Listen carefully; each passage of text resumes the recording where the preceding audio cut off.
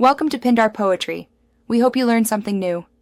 In this video, I will show how to change a Mini Cooper key battery. First, you'll need a new CR2032 battery and a small flathead screwdriver. Locate the small release button on the side of your key fob. Press this button firmly and then pull out the emergency key blade.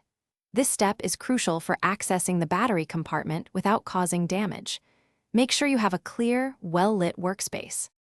Now, with the emergency key removed, look for a small slot where the key blade was.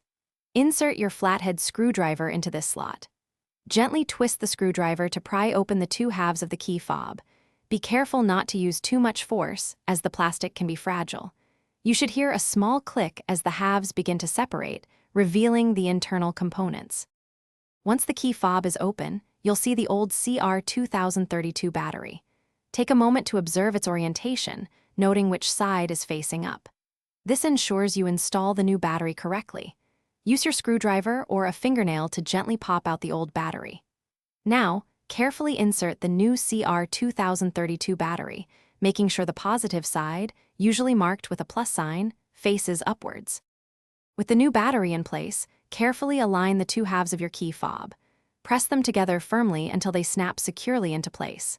Next, slide the emergency key blade back into its slot until you hear a distinct click, indicating it's fully seated.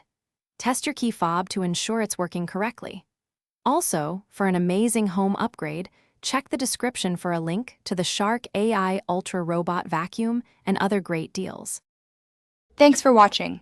Consider subscribing if we helped you.